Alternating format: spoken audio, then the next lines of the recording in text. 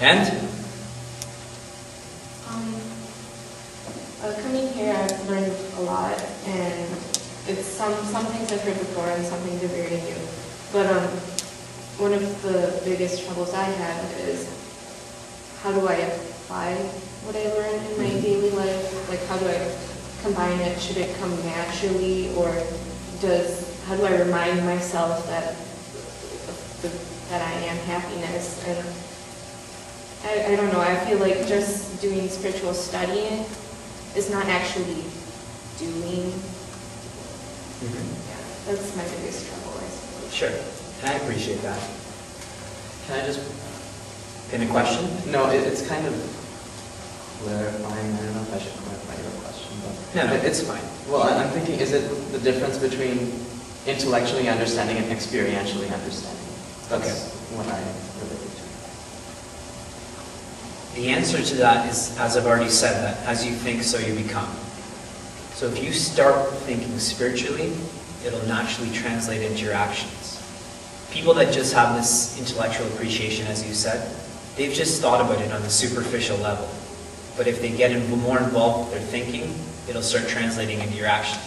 That's not even, you don't have to have faith in that. That's the law, that as you think, so you become. If I keep thinking about playing soccer all the time, and inevitably I'm just going to start playing soccer and start watching soccer and talking about soccer, etc., etc. So what can you do to practice it? Discuss it, and discuss it more with your sister, with your father. Go to the mission, Tapovanam, and just surround yourself, immerse yourself in that. Because the more you think about it, again, it'll translate into your actions. If it's not translating into your actions, that means you're not thinking about it deep enough or sincere enough. And I read a really cool statement on the plane 2 days ago that what's happening with the environment is that we all have an intellectual appreciation of saving the environment, but it's not translating into our actions. Because we've all superficially thought about it, yeah, the environment, there's problems are going on, we should do something. But we never do, because we never think about it enough. We never put it into action. So in that regard, it's not so much, okay, Nina, do this, don't do this. What I would suggest is the same suggestion I gave to the graduating students yesterday. Every day, sure. The creator of Gita Press, Gorakhpur, said that every Hindu should have a Bhagavad Gita with them. It should always be with them. And so what he did is he created really small Srimad Bhagavad Gitas and subsidized them. You can buy them for 3 or 4 rupees. Now at the time I couldn't read or appreciate Sanskrit, and I'm sure most of you other than Barnum can't either. This one has an English commentary in it. How many shlokas are in Srimad Bhagavad Gita?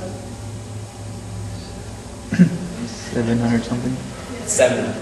How many days are there in a year? 365.25. So every morning,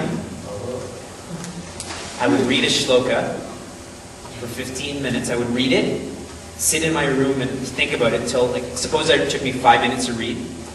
When I say read it, I don't mean just the shloka. Read it with a commentary. Puja Gurudev's commentary or whatever commentary you have. Puja Gurudev's is the most simple. I'm reading Adi Shankaracharya's commentary and Paramahansa Yogananda's as well. Puja Gurudev's is the most simple. Read the shloka, read the commentary, and reflect on it in your room for 15 minutes. Then go for a walk for 15 minutes and just think about it. So half an hour in the morning. When you come back from school or work or whatever, read another shloka. Same process. So out of 24 hours, you're dedicating 1 hour to spirituality. In 1 year, you will finish Srimad Bhagavad Gita. And what's so great about this is that inspiration that you derive in that half an hour will carry you for the next 8 hours. When it's exhausted, inject another half hour of inspiration, and that will carry you for the next 8 hours. Our problem is forgetfulness. The only way to remedy that is to keep on reminding ourselves of what we've learned, this inspiration.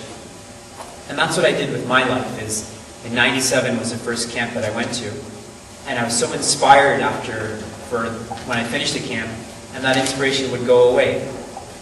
So smartly though, I would go to another camp, and that would go away, and I would just keep on doing it. Just like we need gas for our cars or food for our stomach, it exhausts itself. I need to do the same with inspiration. That's far more important than food or gas or whatever. This inspiration is what carries us in life. So we have to stay inspired. And on that note, when you leave here, what's the next group discussion? Snack. Before you leave, I'm going to take another 5 minutes of your time. Read the message from Puji Guruji. After, not right now. Before you have your snack. Please, do it for me. Next.